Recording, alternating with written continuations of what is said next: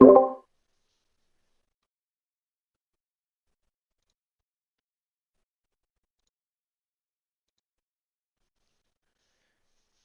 right, good morning, everybody. Welcome to the Discord development chat room. Glad to have you guys all here. I'm actually really excited to see everybody here, and this is awesome. Great turnout so far.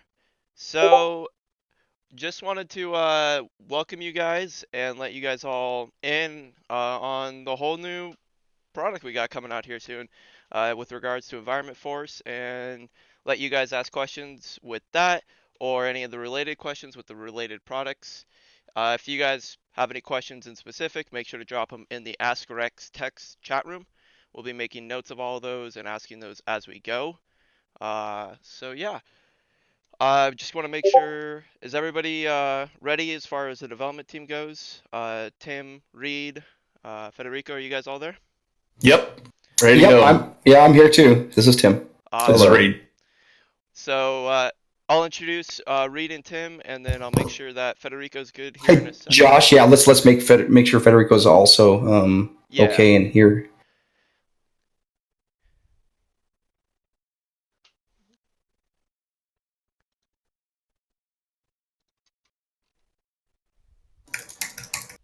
All right. Some of us are new to Discord, so we're making sure we're getting that all set up.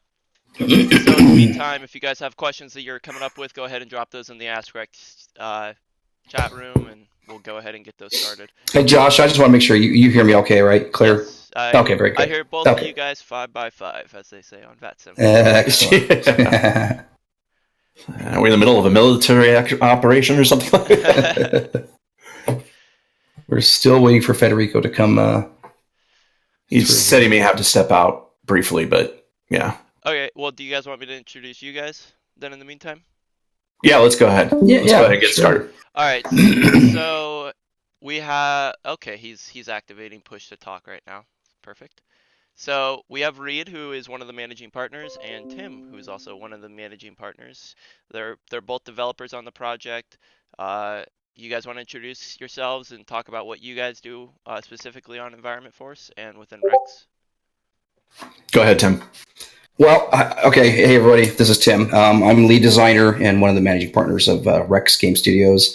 Um, we started Environment Force quite a while back, a couple of years, more than that actually. It's been a long road. A lot of programming going into the back end of this. It's pretty much a completely new product. Based around a layer outside of the simulator. So we're really pushing the boundaries of many facets outside the simulator, therefore leaving the simulator intact and allowing the performance to shine. I know that's going to be quite a bit of talk here. Is how's performance? I understand where people are coming from, but I could fully enact, like the automation mode of Environment Force and even have Skyforce running in the background, and I'm losing maybe zero point 0.1 frames per second while running full fledged everything. So it's pretty amazing. So I know I should be talking more about me and in my role in the company, but I think we're here really to start discussing the product, and I'll let Reed take over from now. Okay. Yeah. All right. Well, Okay, is that you, Federico? Yeah, I'm here. How are you? Okay, good. Okay. Awesome. So that's also Federico. We'll introduce him after Reed goes ahead and talks about what he does. yeah, basically, I'm one of the managing partners with alongside Tim Fuchs and one of the developers on Environment Force, more of the back end code, the front end code. But in connection with working with Federico in making the API so that we can perform the duties of Environment Force. And I will say this real quick, just kind of piggyback on what Tim was saying. I think Environment Force is a culmination of a vision that we've had for flight sim long before Environment Force came into being.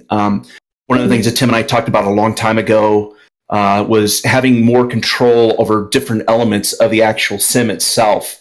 Because, obviously SimConnect was very, very limited in what we could do. And a lot of those were the functions of the weather and the environment and how it looked as you it flew along and so forth. And we'll get into more of this later. That's what this product's all about. Environment Force is the vision coming to real life. And it's just the first step in many steps that we have towards showing the full power of what we can actually do in this sim to make it more real, more lifelike in what we've had in the past. So enough said on my end. I'll let Federico go from here on. So Thank you, Rick. Well, I think that we are all in Rex and in the flight sim community. We are a lot needing new stuff. I would say that if I can describe a little bit about what Environmental Force is doing, we are doing brand new things that we have never imagined that could be done otherwise.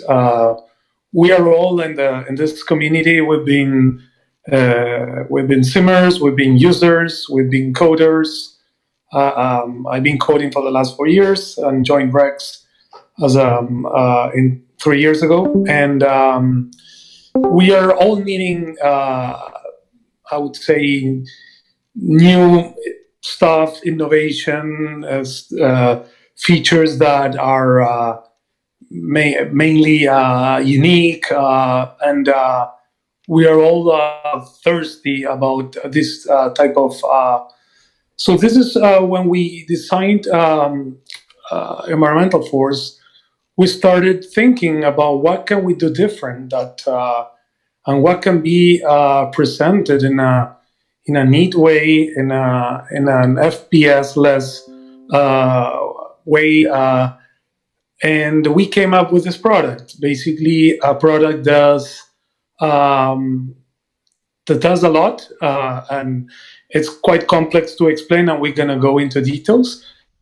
But basically, what it does, it enhances the customer experience from a rendering perspective, from a weather perspective, from each aspect of the rendering, the lighting, I would say, the coloring, the shader features perspective. So I think what we're doing here is a very complex product. It has a learning curve as well. So we're here to help you.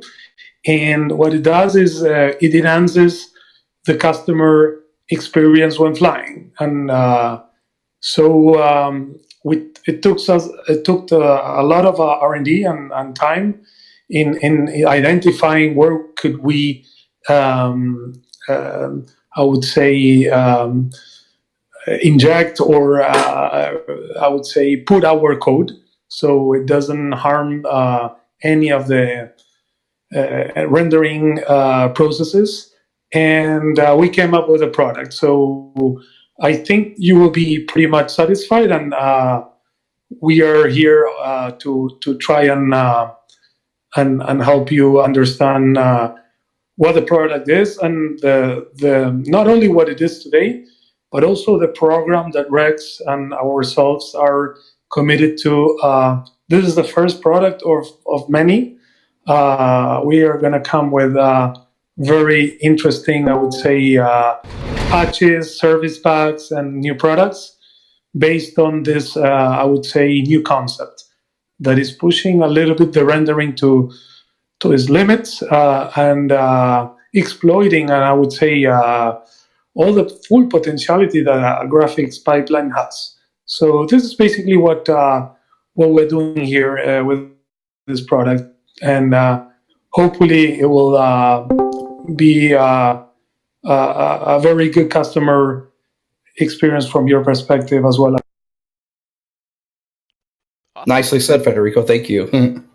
So perfectly said, and perfect segue. Pushing the limits is what we're about with Environment Force. We want to make sure that we're pushing the limits in many regards, but also doing it conservatively to not affect your guys' performance or anything in that regard.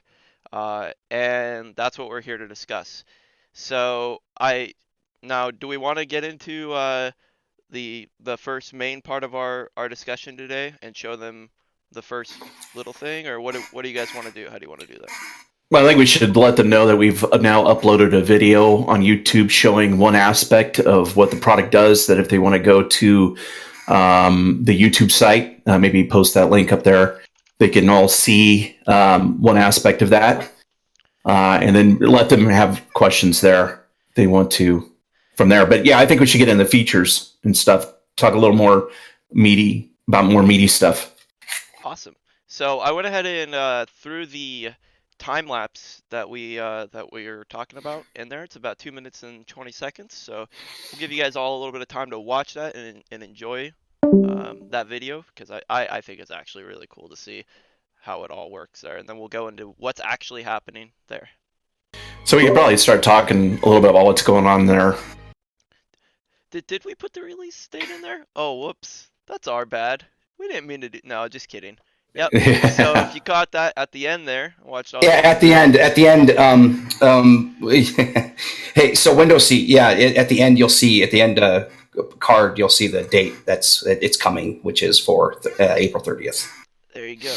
So yeah, there we go. So why don't we get into the Can we also say first before we move on to that? Can we also say we've have updated the product page now? And I'll put the link here right there. We've updated the product page to reflect a few things, as well as we placed the user manual live too. So please go there, download the user manual, get yourself acquainted with how things will be working, and I think it'll really help get a jump on things. Yeah, the first thing we want to reiterate too is that once you get into the user manual, you'll notice that this product right now is geared for Prepare 3D 4.4 and 4.5. As we move along, we will be supporting earlier versions of Prepare 3D 4. Whether we get into Prepare 3D free or stuff, we'll evaluate that as we go. But that's the main gear of this program right now. So let's talk a little bit about what's going on in the video. Why don't we? Okay. So basically, when Tim and I kind of talked about videos and so forth, we discussed, really who are we targeting with these videos? We want to be able to show the power of these videos, yet, not put people to sleep or anything like that. But we felt like there's two different types of flyers out there. There's one who likes to really mess around and create different scenes on the fly manually, who likes to tweak the system. So that's a video that's going to be coming down the road, which is being worked on right now. And then this video is more geared towards the user who just wants to start and fly. And so it's more geared towards those who want the automation mode. What you're seeing in that video that was created was the representation of the automation. So it's not just what I want to say here is it's not just a transition that's going on between clouds here, because I think that's been done before. Okay, so you've got in the past it's been you've got clouds that's injected and it smoothly fades in and then fades out as you move from one different weather situation to another. Yes, that's included in environment force, but what we've also done in here in the automation mode is done what we called a cloud simulation, or we brought in the life cycles of clouds. So as the weather changes and the weather's being injected, we're reading the data from the real world weather. And we're based upon that weather data. We're looking at the atmosphere. We're looking at the stability of the atmosphere, and we're creating and building the clouds as you go. And so one of the things in the automation mode, we allow you to set the time of when the automation takes place. So it can happen over 1 minute, or it can happen over 10 minutes, whatever you want it to happen. But as you go, if you were literally to sit in an airport, kind of like in that video, you would see how clouds change in and they grow and they dissipate, they fade in and fade out, things of that nature. They go through kind of I want to call it a pseudo life cycle. Clouds go through a life cycle, storms go through a life cycle. They have a development stage, a mature stage, and a dissipation stage. That's one of the things we wanted to bring into specifically the automation mode, because that would give the weather more of a powerful feel than what we've had in the past. What's also cool about that, though, more than just changing the clouds, is we have control over the environment, so we can actually change the coloring of the texture of the terrain, the water, what it looks like. So as the weather changes, so if you're going from a really sunny sky and the clouds are growing and increasing over time, you're going to notice the clouds begin to darken and fill in more bluish hue, more darken, more grayish looking. The ground itself will become more gray and mute, so to speak, as the storm begins to build over time. And so all that works together based upon the weather data that's being inputted into the sim. What's key about this product, though, is instead of it just being locked down to one weather engine, Skyforce, so to speak, it works with any weather engine. So if you're using Opus, Active Sky, FSGRW, or any freeware, any firmware weather engines, or if you're going in there and changing it yourself manually, it will interact with that weather. And you have two modes. You can have it read real-time download weather from our servers, or there's an option there to read the weather that's being inputted into the sim from an outside source. So if you're using a different weather engine, you want to use their real-time weather, it will read that data from there and will lock it down and build the weather based upon that. So it's built to be multifaceted in many ways, shapes, or forms. So it gives you that feel of basically you start it, minimize it, and run with it. And that's all you have to do. And it runs in the background and so forth. So it's a pretty powerful, the automation is a very powerful tool. But that's one aspect, and that's one video that we've shown here. So we've got another video that's coming up, and we have other aspects of the program too. So I'll turn it over to Tim. And well, from my standpoint, you've touched everything on in terms of the automation in relation to the video. So I really don't have any much more to add, except that it was filmed with a weather system that happened here in Phoenix. And it shows it quite beautifully, actually. Considering where we live and what we've seen during the time. So, that's pretty much all I can add to. You've pretty much touched everything, Reed. Okay. So let's go ahead and Josh, if you don't mind, if we go and start talking about the other aspects of the program, and then we'll get into question and answers. So, yeah, absolutely. I mean. You really kind of you hit a lot of the cool points there, so I don't know what to move on to now. So, yeah. Well, we'll go into the manual mode and talk about the mini UI, which is really powerful. But before we get to the mini UI, which for everybody here, the mini UI is my favorite part of the program. I think it's the coolest part. So we'll save that for later. Why don't we get into manual mode and talk about, all right, well, let's say you like to tune your sim a little bit more. What does Environment Force have for you outside of just doing all the work for you? How can you use Environment Force to make the sim how you want it and how it's your personal sim? Okay. Well, and we're leaving out the in-sim menu right now. We're just talking about we'll get to that menu. Okay. First of all, I want to touch base on the two interfaces briefly, so there's no confusion. There's actually two interfaces included with Environment Force. One is the main application interface that resides outside of the flight simulator, and there's one actual interface that resides inside the simulator. Okay. Now we did that for a reason, obviously. And we'll touch on that when we talk about the in-sim interface. We call that the mini UI. Okay, we call that the mini UI, the mini user interface, and that is accessible through a menu as a video overlay right over the simulator for ease of use. So if you're like one of those guys that want to tweak and don't want to leave your sim environment, that we've included that for sake of that. So it's just simple to use. But the outside interface we're talking about right now, you're able to how should I say this, fine tune every aspect of the environment in real time. I mean, what I'm saying is it's sort of like a linear fashion where you're able to move a slider and see instant visual feedback. You can't do that outside of this, obviously. There's other shader tweaker tools, et cetera, et cetera. But and let me touch on that. yes, you're able to use Environment Force fully with any add-on out there. So we've developed it so it's there. It's sort of like an overlay over everything. So if you want to use PTA, Tomato Shade, or whatever you use, you're able to use this as a layer outside that, and it won't conflict. So it's really cool in that respect. So say you're using a certain preset that you love, and you don't want to get rid of it. That's fine. Bring it in. See how you could tweak around that, and to add to it or whatever. It's really simple, and it's great to be able to just tweak on the fly. It really is. You'll be flying and just moving a slider in real time, and it won't even hiccup your sim as you're flying. So, and there's much more to the interface. Actually, let me pull up my interface so I can kind of briefly touch on a few things as we're talking. Just give me 1 second. I apologize. I should have had that up already. I think my favorite example was when I first hopped into Environment Force and I started messing around with it. One of the cool things is you're changing all of these different values on the fly, not having to reboot your sim. You can see the changes happening live, and I decided to just see how crazy I could get, and I made the entire sim.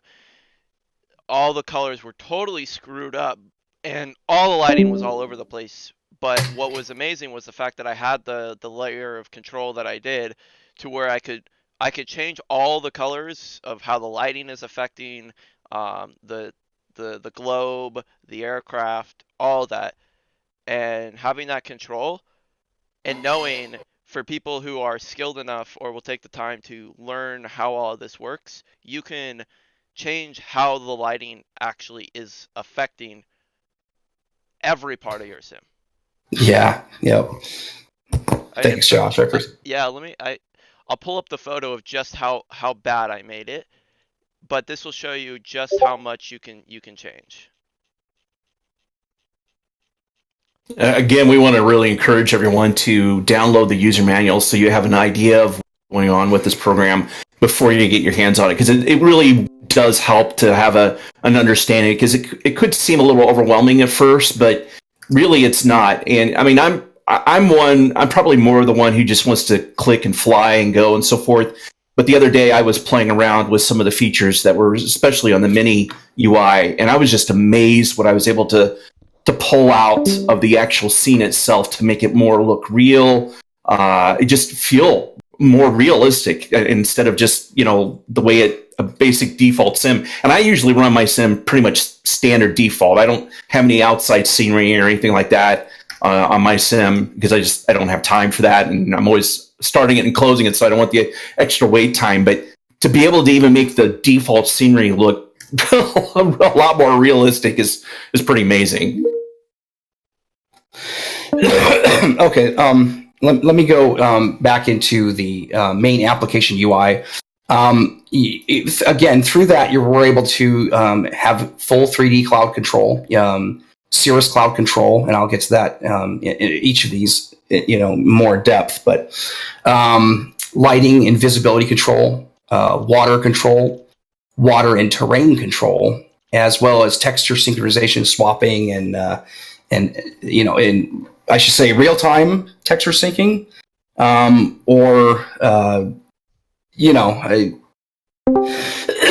excuse me.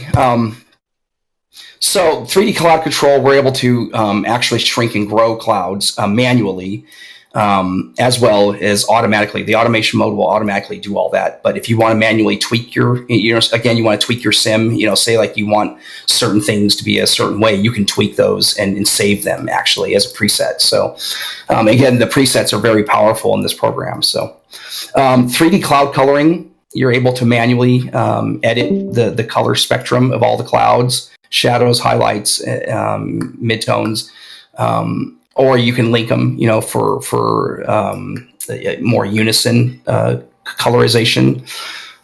Again, and we also include reset commands for everything in case you want to just get back to where you started from. There's 3D cloud formation and dissipation as well. The Cirrus cloud control is same as the 3D cloud control. There's Cirrus morphing.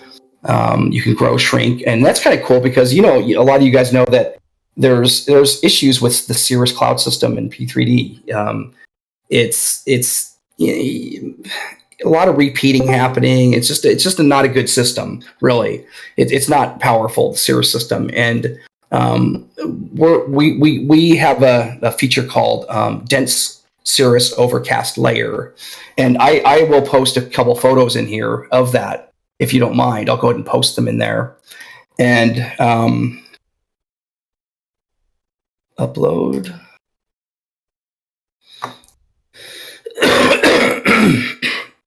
This is just kind of an example of the Cirrus, what I'm talking about right here. Excuse me. So the Cirrus, if you try to create anything like this in Cirrus clouds in the sim, it can't be. It just right now it can't be done. It's just too limited, the system that's inside P3D. So we've excuse me. I have bronchitis. I'm sorry, guys. I'm coughing here. This feature is our new Cirrus Cloud feature. You just enact it and you leave it alone.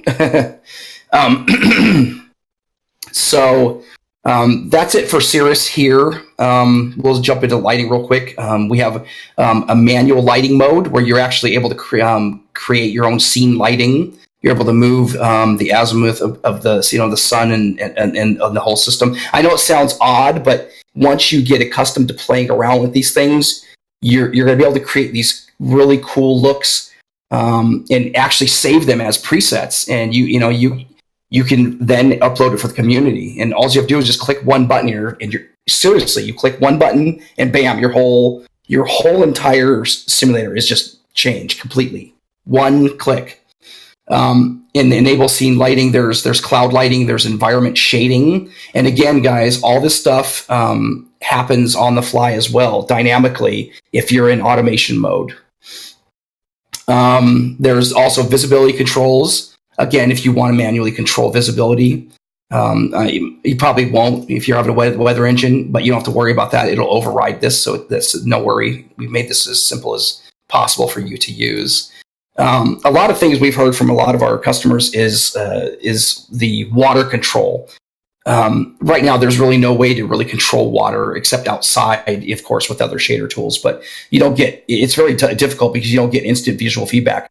So with our water controls, you move a slider and you're able to watch what's happening in real time in front of you. You could actually be flying a plane and moving sliders, and you'll see the water changing. So there's our variables, our saturation, specular, blend, vertical modifiers. Reflections, refraction, and granularity, like for wave size. So all that is able to be controlled manually or again through automation. So there's no user feedback required. There's a terrain coloring, and the terrain coloring, like the cloud coloring, is you're able to change linked, in unison or separate RGB channels. Again, all with resets. So that's kind of cool. The terrain is actually kind of neat. The coloring. You'll be flying along, and if you fly into a more dense cloud cover, if you're in automation mode, the actual terrain will darken accordingly and in time, actually, as you're flying. So you'll notice these changes happening on the fly if you're in automation mode. Do we have any photos we could show them or examples? Well, photos showing changing. I don't. Not showing changing, but like some of the things that you're talking about. Stuff. Let me see here. Let me look. And as a reminder to you guys, if you want to get into the nitty gritty of all the different UI functions and what everything does, make sure to check out the user manual, which is 61 pages of pure glory. Again, I uploaded new pics too to the one example is really oh man, let me see if I can upload this. This is beautiful. And here's another thing, guys. I know there's a lot of X-Plane flyers out there. I get it. Okay. You're able to actually create X-Plane looks through our presets. So let me grab a picture here. Darn it. Give me a second. Let me grab a picture and I'll post it here. And this is one. This was actually happening in real time, but I'm going to show you a picture of a real time weather scenario here, and let me save this off as a JPEG so I can upload it.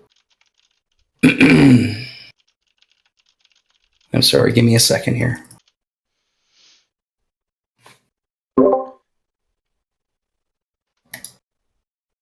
Okay. Okay, you can hear me guys still, right? Correct. Yep. Okay. Okay, so I was flying along and I have my X-Plane preset. At the time, I had my X-Plane preset set. Oh, where am I at here? Darn it. I'm uploading it to my Teams area instead of Discord. That's great. Oh, looks great, Tim. Thanks. So anyways, I have my X-Plane preset here installed through our preset system. And you can see what's happening here in the scene. It actually started to darken the whole ground system as I was flying through this. The ground actually started to dim and mute itself because of the cloud cover. So that's kind of like where I'm getting at with the scene lighting and the terrain coloring and stuff like that. So that's extremely powerful function of environment force. Now, here's one a lot of people are definitely going to be interested in, and that's texture synchronization. We include cloud texture sync as well as sky texture sync.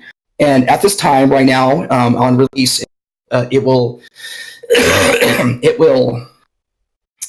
be compatible with, of course, Skyforce and Rex Texture Direct, because I know there's a lot of Texture Direct users out there. So it's going to be compatible with both of those texture products. And we're building an API now for other manufacturers, other people, freeware. I know there's a lot of guys out there, making freeware sky textures and other textures, as well as our competitors. And we're going to be completing an API so those folks can jump in and take advantage of our system for their customers, because it's going to be a highly sought after thing once we get this released. So on release, again, it's going to only be compatible with our Skyforce and Texture Direct, but we're creating an API for other developers as well. So you'll see more of that coming in the future, obviously.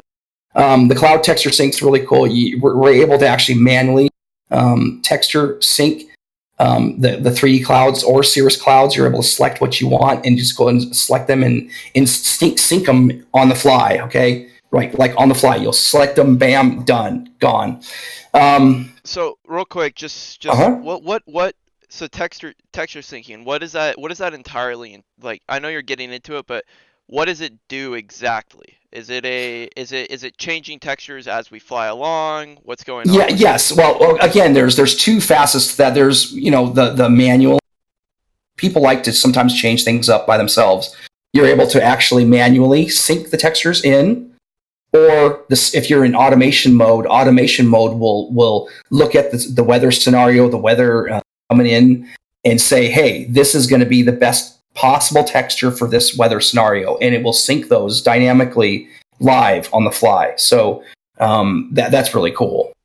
That's where I was trying to get with that. So I hope I made myself clear there. And what this is cool too. It's the sky texture sync as well. So you got the full cloud systems and skies, the sky colors. So both those categories fall in the same outlook here. So let's move on to presets of the environment force. The preset system is really cool, where you're able to actually save as you're tweaking. You're able to actually save either through the mini UI that's inside the sim, or out on the outside application UI.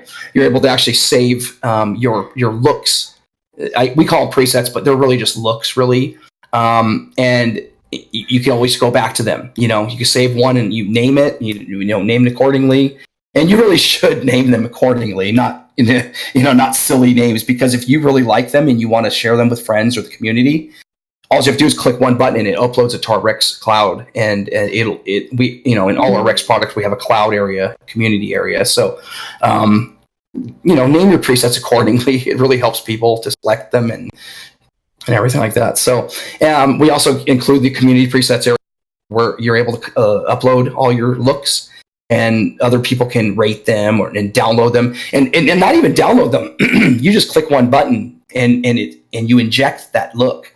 So you don't have to wait or quit everything. You also just click one button, and the simulator completely changes the instant you click that button. So that's really powerful. And our settings, I don't think I need to get into our settings area really. It's Not just really. it's just our global settings. So If you want to read about that, that's in the manual. Yeah, Yeah, go exactly. to the manual. Go download. Let's let Tim get some water. Yeah, I'm struggling here with this bronchitis. So Federico, I don't know if you're there, but there was some questions about the shader technology inside Environment Force and what that what's going on with that. Do you want to try and dive into the shaders and all of that to kind of let people know how that works? Yeah. Can you hear me? I'm Yes. here, yeah. Okay. Well, basically, what we do is we imagine a PTA or a shade type of software where you need to eventually reload the sim. Now you can refresh the shaders. So what we do is we take that static, I would say, twig to a more kind of dynamic twig. So basically, you can change shader parameters on as you fly, but manually. The automation mode on the other side utilizes all this technology and changes them according to the weather, which is downloaded, or if you're eventually having a static or another weather engine, it will eventually read the weather conditions that will, and this shader tweaks are going to kick in automatically. So what we're doing here is trying to give more and more rendering enhancements to the users. And rendering enhancements are basically things such as changing the size of the clouds, changing the lighting of different objects, until maybe changing saturations of the water, or sky colors, or eventually you can eventually there's a functionality, for example, that it's called the terrain index, or that basically you can eventually define manually the type of the saturation that the terrain will have eventually in a winter day, where the colors are pretty much different than on a summer day, when you have green trees and eventually more lively colors. And this is not basically changing the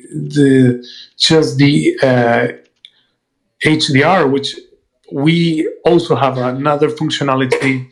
But we're eventually what we're doing is basically we are working on specifically those terrain.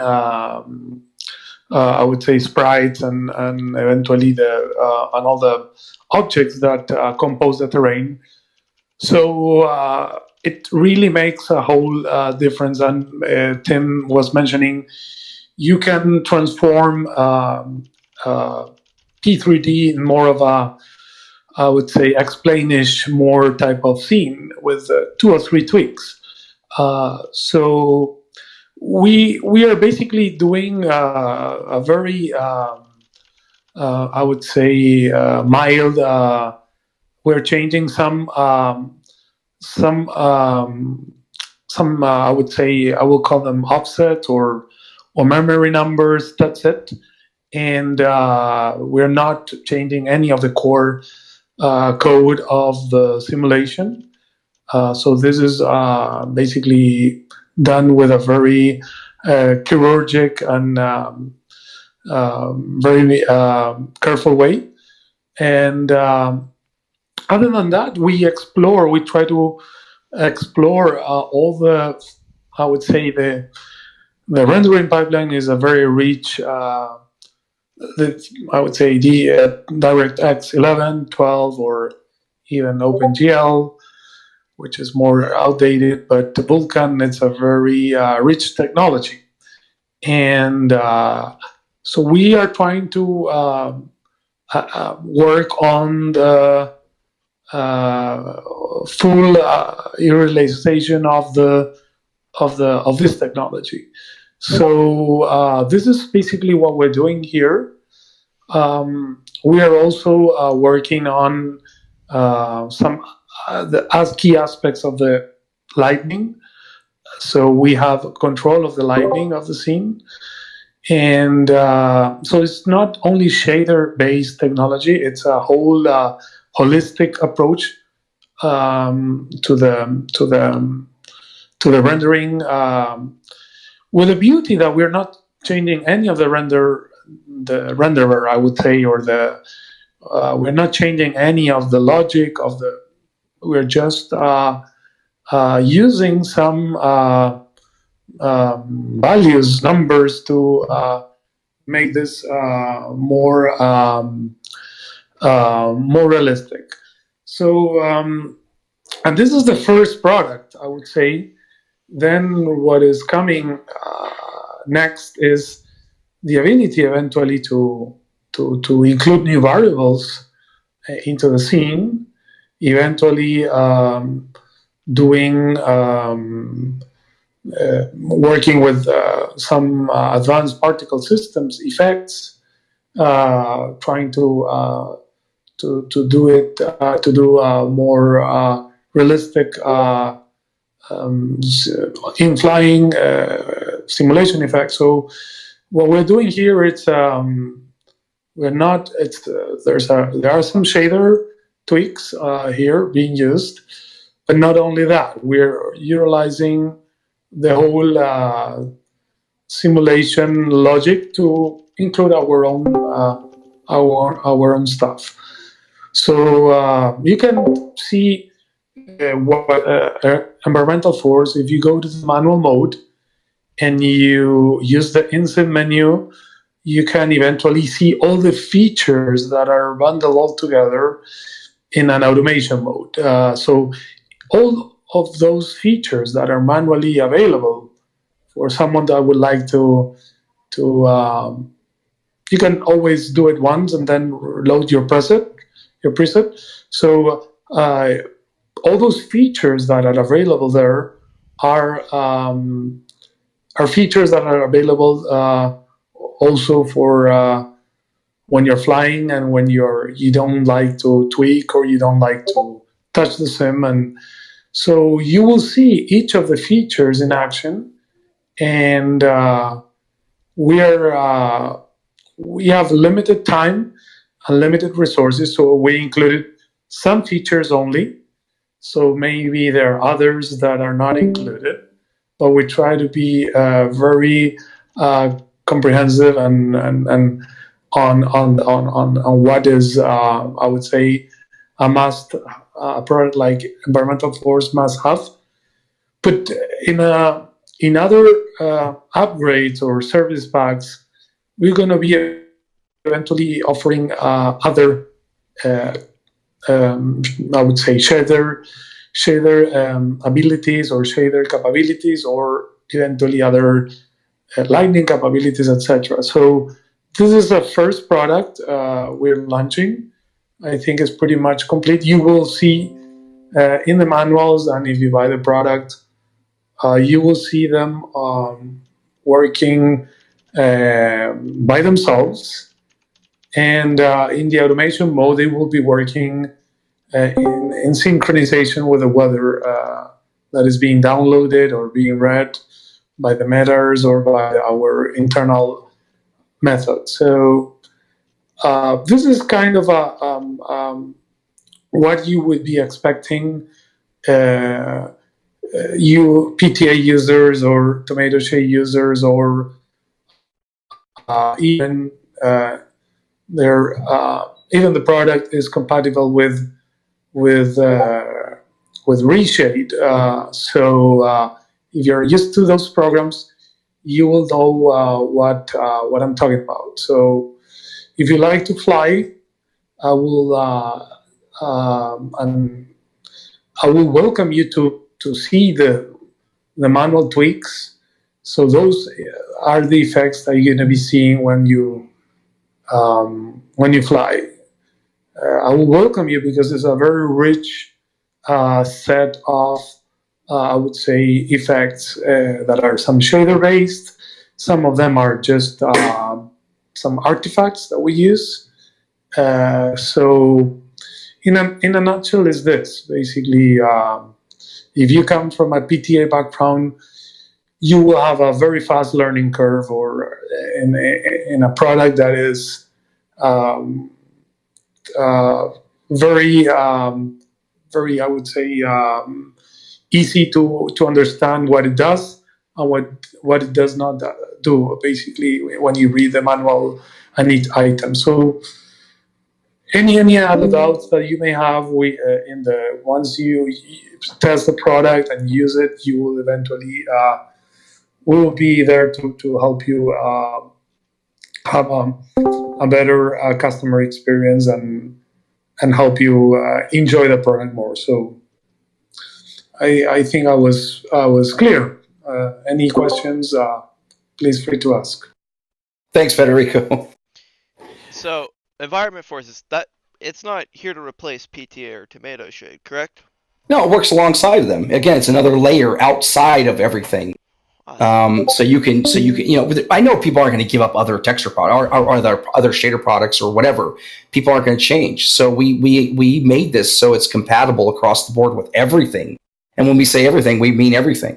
So there's no conflicts of inner workings or out, inside the environment of the simulator. We've developed it for use with all products. So we're about we've been going for about 50 minutes. We should probably get into some of these questions and answer those. So Josh, you want to go ahead and ask some of those questions, and we'll. Sure. So why don't we have a couple of questions regarding environment force versus weather force versus sky force. So what differentiates? We've talked about it, but in a nutshell, what differentiates this from those products? All right, so what I'm going to post here is a graphic here. I think there's a lot of confusion, but really, we try to make this as simple as possible.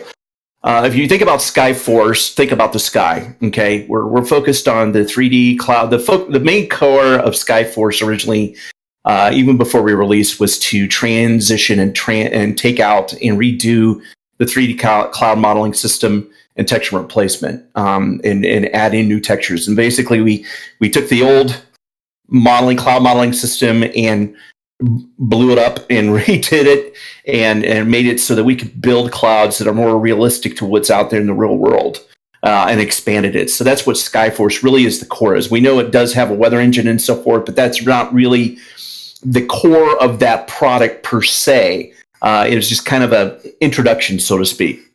Environment force, like what we've been talking about here, focuses on the environment. So it's an on-the-fly, dynamic, living environment, shader processing utility. That really kind of sums it up. But that's to unpack that. Basically, what it means is it focuses on all the environment around. It focuses on the sky. It focuses on the clouds. It focuses on the terrain. It focuses on the weather, bringing all those elements to work along any other weather engine that's there. And you don't even have to have a weather engine. You could just, like we've been talking about, do all this manually if you like, but change all the look and feel, like some of the pictures that Tim was showing earlier.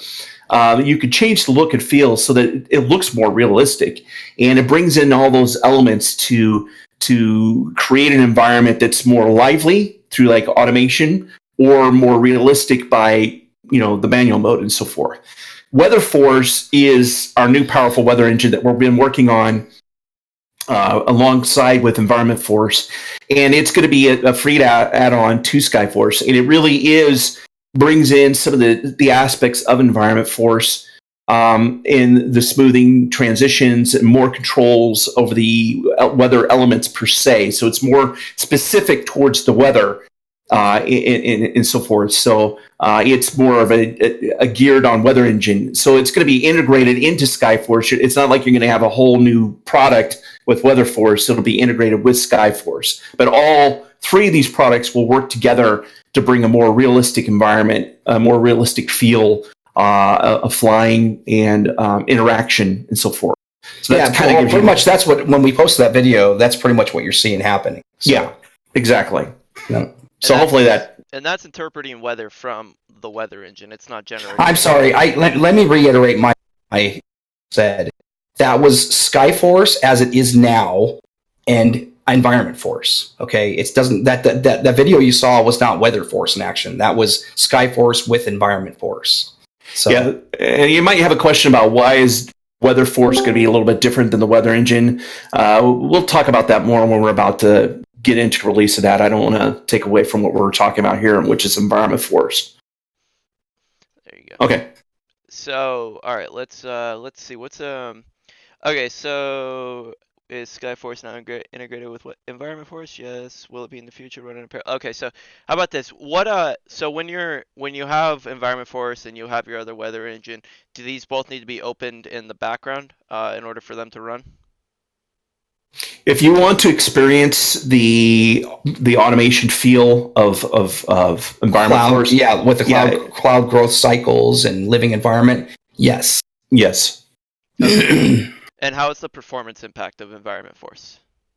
Well, I know you went over it earlier, but there are people. Yeah, we touched on it earlier, but there's obviously new people coming in now. So yeah, again, we create this as a layer outside of everything. So you'll open this up, it'll do its thing outside. And again, when I was working on the video, we saw 0.1 frames per second downgrade, and that's 0.1, not 1 frame per second, but 0.1, and that was with every feature in Environment Force activated.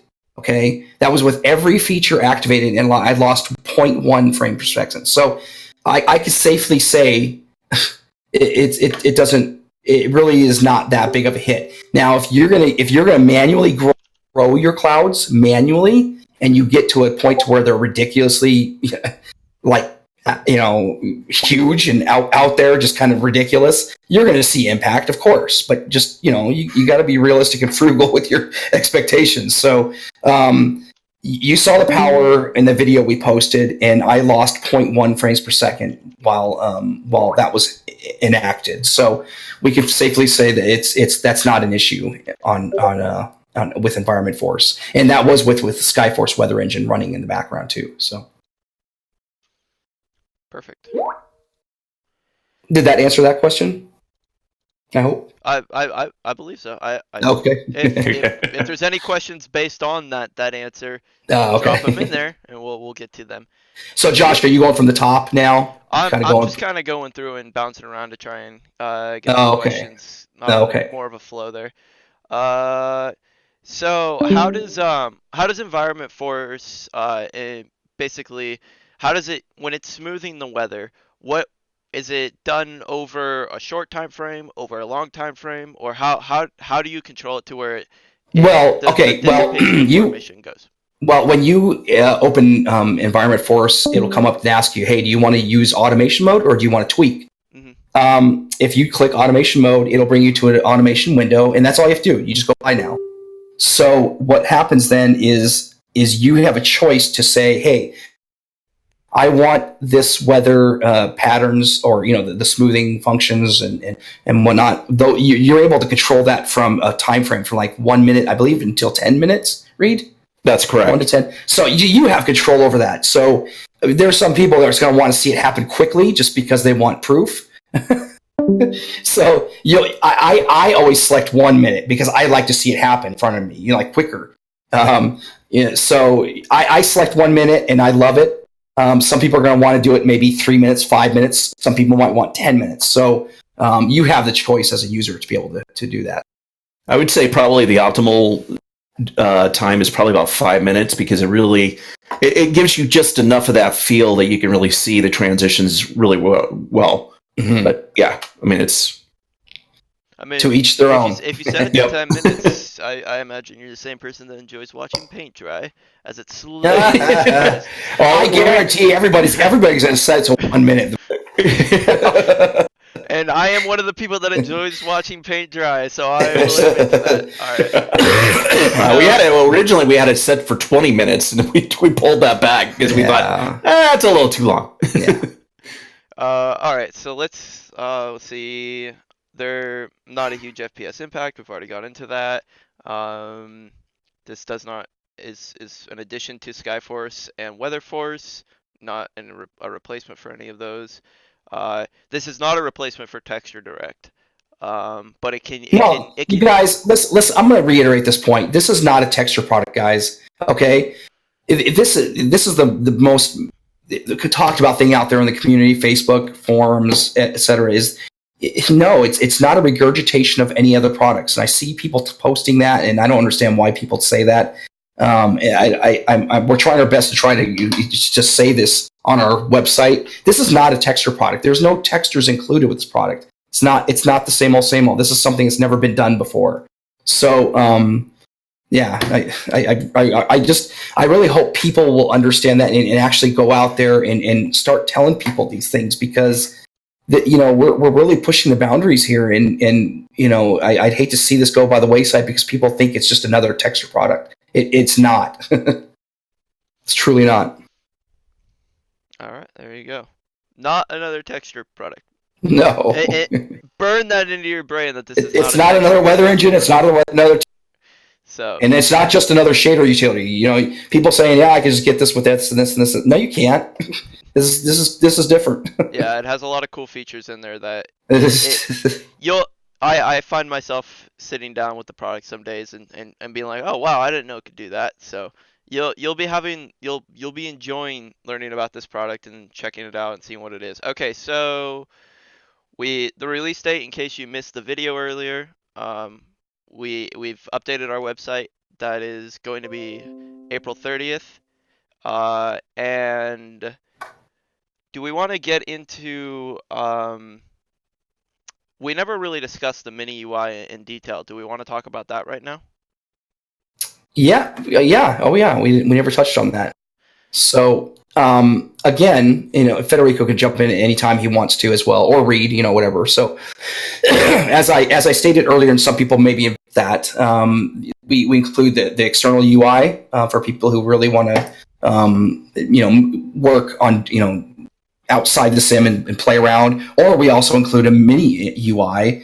And I say mini it's not really mini in terms of features. It's mini in terms of size, because we don't want to, we want people to be able to, change things and have room to, see what's going on. So, the mini UI is really cool. It's a great overlay into the simulator. So people who don't like to, come outside the simulator window to do things, well, there we go.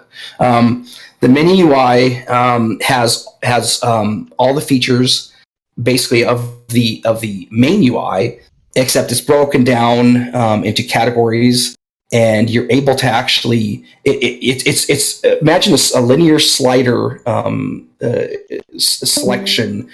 You're able, and it's actually a radial slider. It might be a little weird at first for you guys to get used to, but it's like a mini. It's like a little radial slice. So you click on like something you want to change, and you click, and then you hold down the mouse button, and you move it around in a radial position rather than a left and right slider. So it's kind of cool, and we do that just because that's the API we're working with. So it's again basically all the functions of the main user interface, except there's actually more to the mini UI, because we have our more advanced shader colorization techniques and algorithms within that UI. So you can look at those actually on the user manual. And as Federico stated earlier, we're going to be expanding upon these things as well in the future. For right now, it's set in stone, but we're definitely working towards more features and doing more with it. And yeah, it might be a little cumbersome to some people because it just depends on the size of your window, your application, the P3 running, the size of your window. There's quite a bit of features in that mini UI, and you might have to scroll, through things. But once you get used to it, I think you'll be thrilled with the power. And we also have a little minimize button on there. So if you want to hide the window at any time, you just click it, and it minimizes not into your Windows system, but it minimizes into the actual screen in the very bottom left. There's like a little tiny arrow. So it's not obtrusive. You just click it and it'll bring back the UI. So it's really cool. And all those elements that are a part of that mini UI are saved into the My Presets window. So if you save it, all that elements are saved, and you can upload all those elements into the community cloud, so that if you want to share your look with somebody else, you can easily do that with just a click of a button, which I know you said earlier, Tim, but just for those who didn't hear that part. Yep. Cool. Here's just... Yeah, Josh, there's a question regarding the coloring and lighting for the summer. I mean, what we're trying here is to, eventually, the automation mode has some terrain, I would say, saturation and lightning.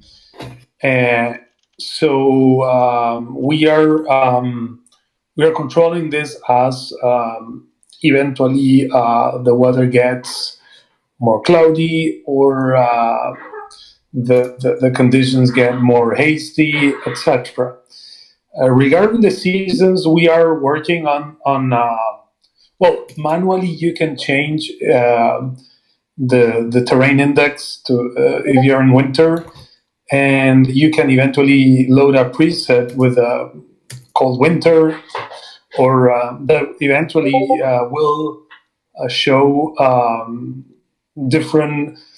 P3 doesn't have has textures, but basically it's a shader and a lightning artifact that makes the scene more gloomy, more grayish. So yes, we are controlling this on the fly, and the idea, as I mentioned, is we're here launching a product, but more of a product is a program where we'll be adding stuff and layers and layers and layers of I would say enhancement. So eventually you will have a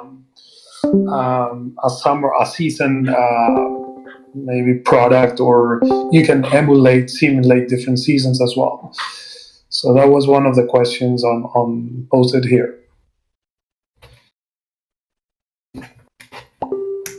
Okay. Go ahead, Josh. Yes. So, to answer your the compatibility question, in the user manual, it points out that we are compatible with pretty much everything, I believe is what it said, right? Yeah, compatible with all payware and freeware add-ons. So, yes, it's compatible with everything. So I could list the list of add-ons that it is compatible with, but that would take a while.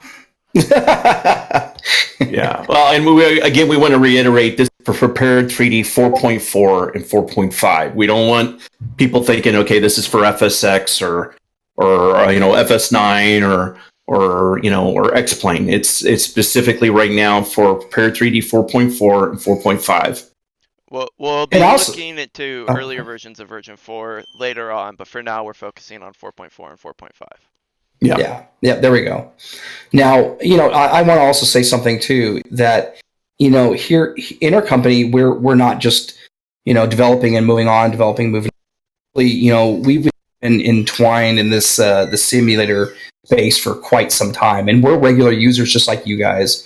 I personally probably have paid. I can't imagine how much money I've spent in flight sim products. But I buy everything. Truly, anything great that comes out, I immediately buy it. We're users. We're so passionate about this space, and I use and when I do screenshots and I do videos and stuff of our products, marketing. I use our shots are nice, and I use all different kinds of airports, terrain, scenery. I can just use every. So, and I also want to state one thing as well. We hear a lot that our stuff, our photos are retouched. We hear that a lot in the community, and a lot of the people that say these things are newer users. We've been around the space quite a long time. We don't retouch our shots.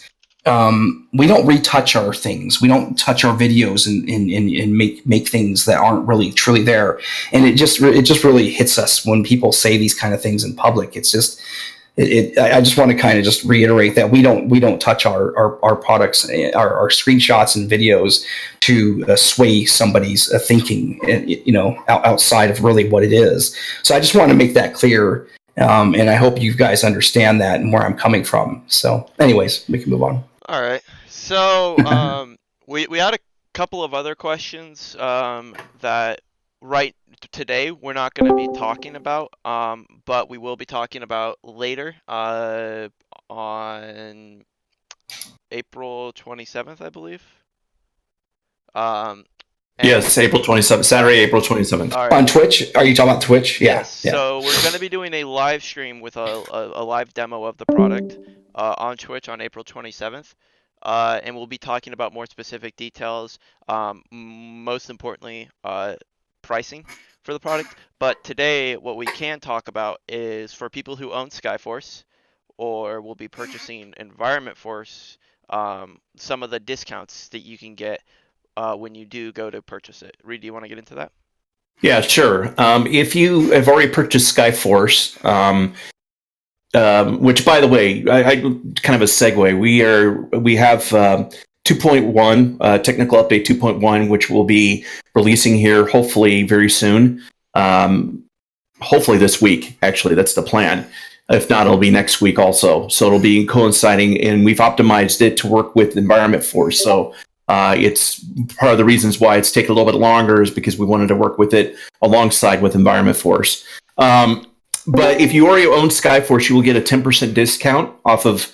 If you already own Skyforce, you'll get a 10% discount off of Environment Force if you purchase Environment Force at any of the stores that you go to. So if you bought through like SimMarket, Skyforce, you'll get 10% off there. Or if you bought through our store, you get 10% off.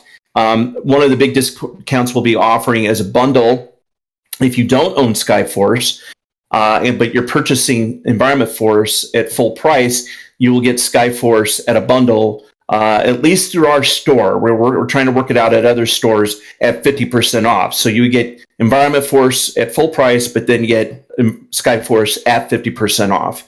So that's kind of what we're looking at down the road once we release on the 30th. So hopefully that should answer your question, Coffee, about bundling discounts for new users and anything like that. So, all right, perfect. Let me go through and make sure that there's not any questions that. Yeah, did we touch everything or no? I'm not sure if I did or not. So, There's a lot of questions on there. Oh, there was. To go back and answer. So Yeah. if you ask these questions, we'll try and. Now, are we going to open up any audio for ask questions or no? If there is interest, we can go ahead and Or do no. that. Why don't we get through the text questions and then we'll open it up to audio afterwards. Okay, So, sounds good. Right. So somebody asked, will Environment Force be able to change lighting during dusk and dawn? Wait, say Environment Force be able to change the lighting of the sim during dusk and dawn? Yes, absolutely. Yeah, you can change it manually, and there are some automation tricks that do it as well. So yeah. All right. Let's. Somebody asked, will the lighting change based on temperature and latitude? you guys want to get into that? Well, today, currently, Well, the lightning is more tied up to the weather. Okay. Yeah, we don't really have it tied up to the location of the actual aircraft. Hello? yeah, we hear Yeah, you. we heard you. Okay, it's tied to more the weather conditions and to the basically the more the seasons are and the time of the day, but not really the currently is not tied to the latitude and longitude, but we are looking at including that in a as an enhancement in the near future. And if you guys ever come up with ideas with that, send them over because we do enjoy having fresh ideas and stuff like that. So feel free Oh, to that's send one those. thing we do. We listen to our customers, definitely. We always have. So yeah, that's a great. We welcome that kind of stuff, definitely. Shaders are not a PTA replacement. It's a new layer on top of, correct? Yes, that's true. Correct. Yep. Yeah, you can use M shade, you can use PDA, you can use tomato, and we just go with them. Perfect. And somebody asks, with water control, we can finally see rivers that are more darker with browner colors and stuff like that. Is that correct? Yes. All right. Yep. Yep. We're just gonna knock these questions out and answer your guys' questions. Okay. Not clear on changing time of the weather. Is it pulling weather information from METARs, other sources? Where does it pull its weather information from? Well, okay, there's two options. There's one option to pull it directly from our rec servers, or if you are using a third-party weather engine, you can have it read what's in the sim and not use our Rex weather server. So it'll read what's being inputted into the sim and build based upon that. There you go. Is Environment Force using balloon soundings, actual WX models, blah, blah, blah, blah, blah? I think you answered that, right? Well, okay, so if I know where he's going on that one. If you're asking the details behind the crust of how it's modeling the atmosphere, we do pull the surface data 6 times an hour into our servers. We also pull in weather balloon data at the 12Z and 0Z time, as well as the global forecast model, the GFX model, twice a day also. And we gather data off of there, lifted indices, Cape values, wind shear values, things of that nature. We utilize that to model the atmosphere to determine the type of instability there is in saturation of the atmosphere. We utilize that with Skyforce. So like within Skyforce, I don't want to diss anybody else, but other weather engines out there will put a thunderstorm where a thunderstorm's reported. Skyforce takes it a little bit further. We look at the instability of the atmosphere and we put in different types of storm structures in place and cloud structures in place based upon what would really be there. And the same thing with Environment Force. We just enhance that even more with Environment Force because we're able to read the fluidity of the atmosphere and so forth. And so that's what we built into the automation piece and so forth. Perfect. Somebody said one of the other weather engines that they use produces straight lines at the edge of an area of overcast clouds. Would it be more gradual with Environment Force?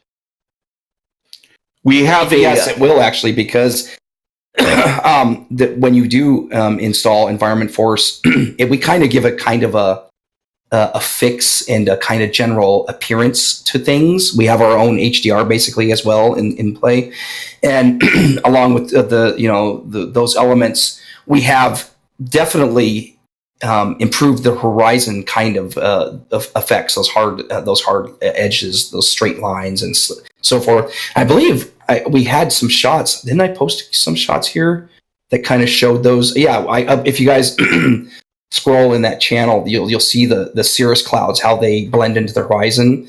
You'll see, without Environment Force, you would see a hard line at that very, very, very horizon line. It is that hard clip of the clouds and the horizon line is sometimes created by bad sky textures. I know there's a lot of people that are creating sky textures out there. Some of them don't understand how visibility works within the palette. So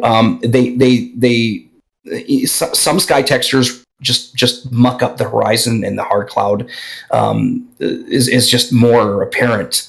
And I don't know where Reed was heading on this, but I just wanted to make sure people knew where I was coming from here. So You answered my question. You answered it perfectly. thanks. Okay, cool. Better, actually. Oh well, I don't know about better, but Yeah. All right, perfect.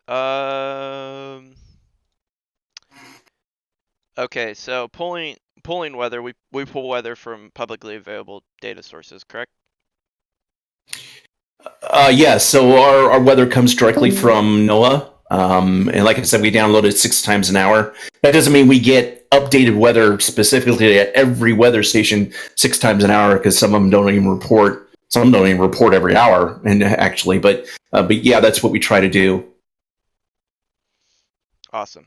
So we update the weather within the sim as often, or up to 6 times an hour, as often as the closest weather station reports. Yeah, but remind you, just to reiterate here, Environment Force is not a weather engine. Okay, so it's to work alongside your weather engine to enhance it, to make it more realistic, to make it feel real. The weather engine, I mean, like for example, if you have Skyforce and you're using the current weather engine in it, it will make it more realistic. A lot of our beta testers, when we've been going through beta testing and we've had to change out cycles and so forth, and they've not had Environment Force, but they just had Skyforce and the weather engine that's in there, they've been a little disappointed because they lost some of the cool features of Environment Force. So it really works alongside of that. It's real important to that. So awesome. So, can I touch on something real fast? Sure. Nick Flight X asked me here, can you share your presets for release? And I hope he's listening. I'm not sure if he's actually can hear us. Yeah. Okay, he can hear us. Okay, good. Okay, hi Nick. As we've been developing this, honestly, when we say 2 years, 3 years, 2.5 years, whatever, it's seriously been that long. I mean, a lot of people say, oh, they say it's 2 years, and it's truly been a lot of work. So anyways, as we're developing the program, we're testing, and I'm making presets and I'm making looks and stuff. As we're going, we're adding things and adding functions. And every time that happens, and every time a new build has happened, we lost the ability to keep and retain those presets. So I have what I believe to be in my possession the actual release to market copy, and at this moment, I have one preset saved, and I think that look is in those the Cirrus shots I posted above. So, but just know that I'm going to feverishly be working on especially creating presets like to mimic the X-plane look, people like that. Just to give different looks, I'm going to be working diligently trying to get these in order, and in an upcoming update after we release, we're probably going to include an area of our manufacturer presets. Okay, and that's going to be pretty cool because in-house we just know this program pretty good, and I know in time other people and other users are going to be able to create presets that are just going to be amazing. But we're going to include our manufacturer's kind of preset area in the program. That way you can just click one button, boom, you're done. You'll move on. So Nick, I hope that answered your question. Perfect. So I think that answers pretty much the majority of the questions that were asked. Let me, yeah, go mind ahead. if I interrupt real quick? Sorry, Josh. I had a question. I think a lot of people are asking about, well, do I have this application open, and this application open? Let me answer this question. Like, for example, if you have Skyforce with textures, and you're just using the textures in Skyforce, and you're using another weather engine per se, you do not have to have Skyforce open. Environment Force knows to read directly from Skyforce. So all you really need to do is just have your weather engine open and Environment Force running in the background. And if you're using automation mode, it'll know how to pull all that stuff. Or if you want to swap out textures on the fly or manually, let's say there's a particular set you like, you can go into an environment force that knows to read that stuff and it will automatically do that stuff. Now, the one thing to note, though, however, environment force is a session by session time, so it will not overwrite the textures that you already have installed in there. So if you go back without environment force, your old textures will be in there. So yes, and that's one thing I touched on at the FS Expo show when we were showing this off, and people really dug that. This is outside layer. Basically, we're not destroying your sim. Okay, you'll open environment force, you'll go do whatever you want to do.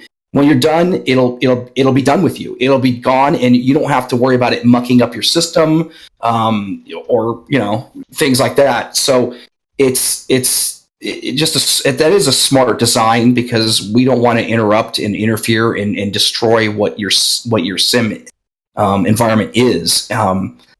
We see a lot of that happening with other software, so we've been very careful in that regard. And to answer your question, Coffee, it's not gonna randomly update every 1 minute.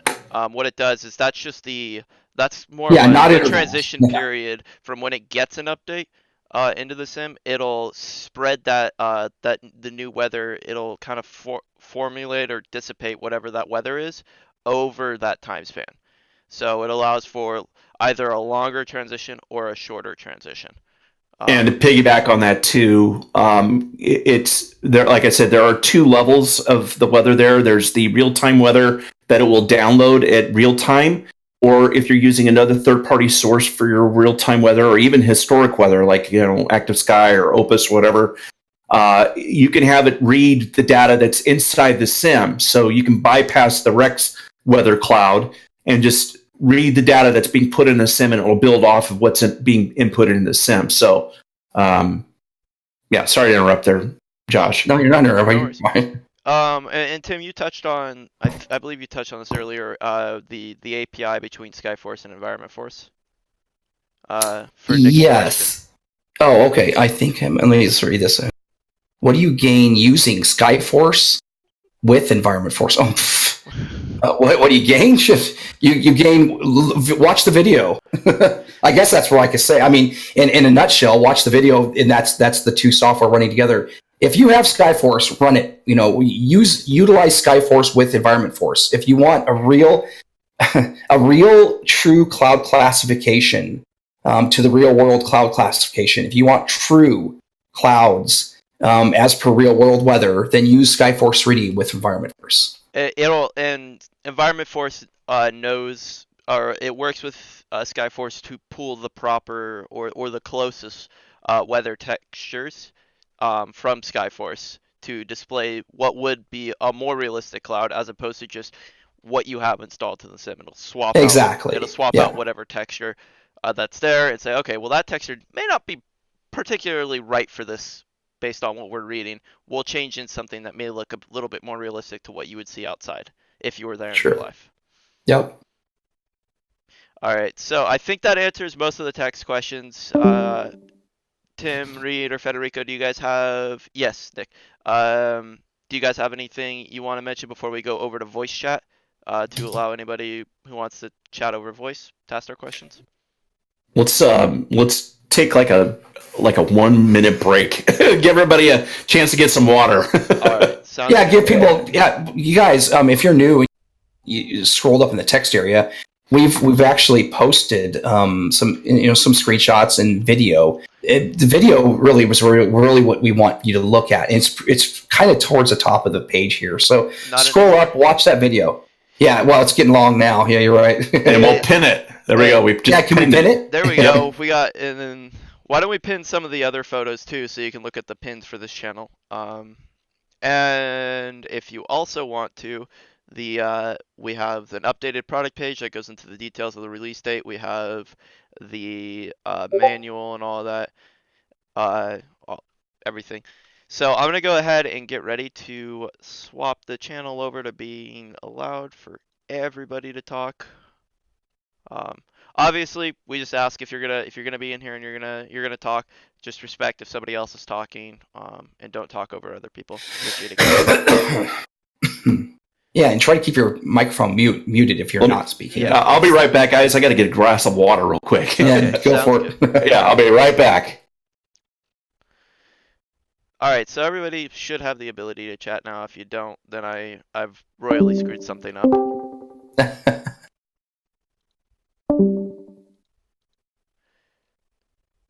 Oh, you made push to talk. Yeah, there we go. There we go.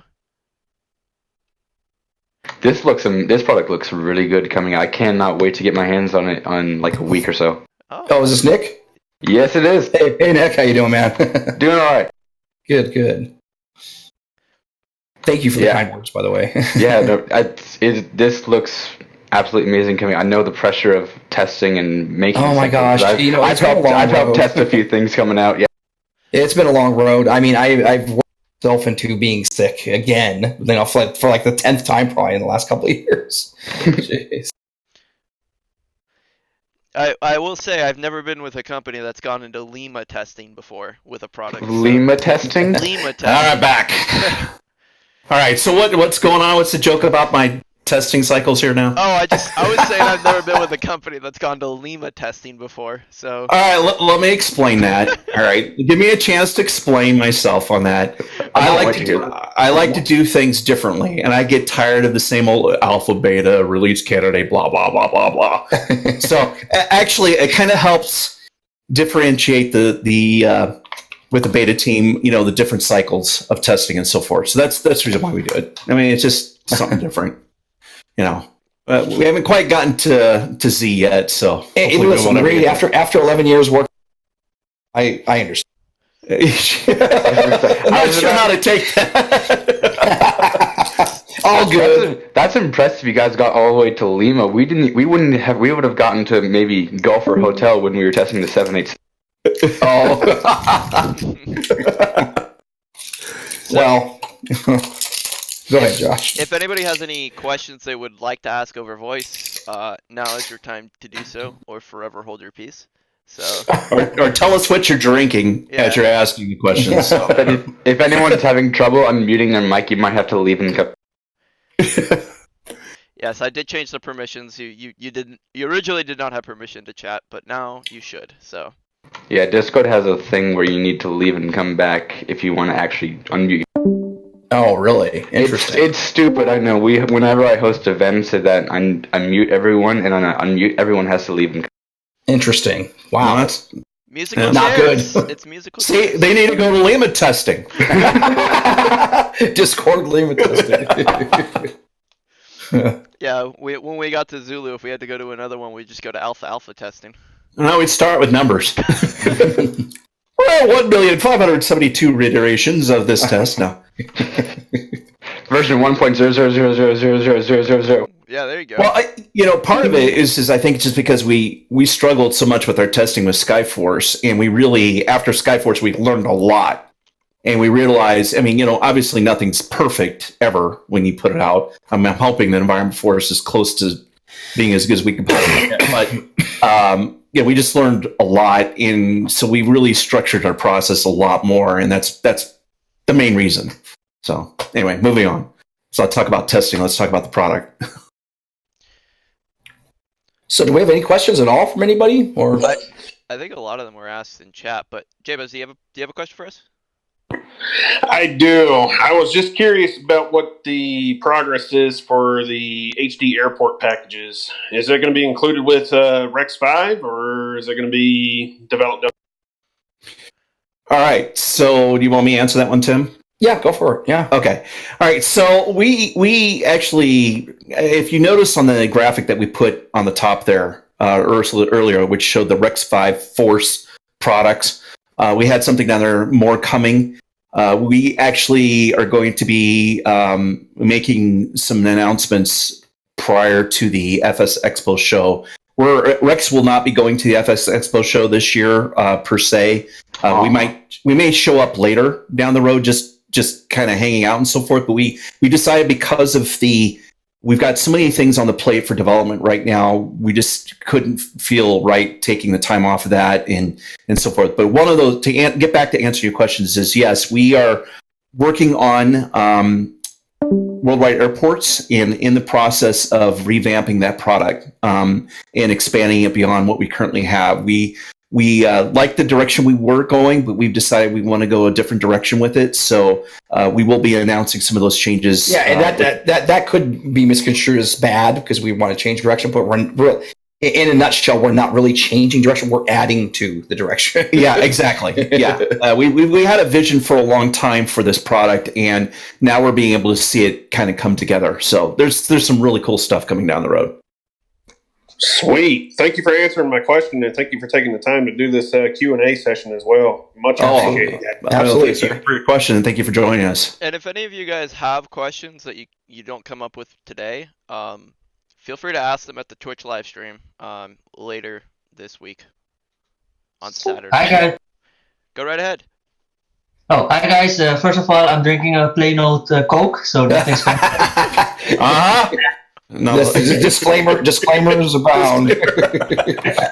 And love the product, love the company as well. And maybe this question has been answered already. I don't know, but what would be the addition to? I have Texture Direct, I have Skyforce, and then hopefully next week Environment Force. But I mean, technically, a Skyforce already overriding Texture Direct in terms of textures, and therefore, do I still need it, or would you recommend to still have it? Well, yeah, I hear you there. Now Texture Direct, if you want to utilize the airport assets from it, the water assets, the wave patterns, the tropical waters. If you want to use the water basically in the airport side of of Texture Direct, then by all means leave that installed and utilize it.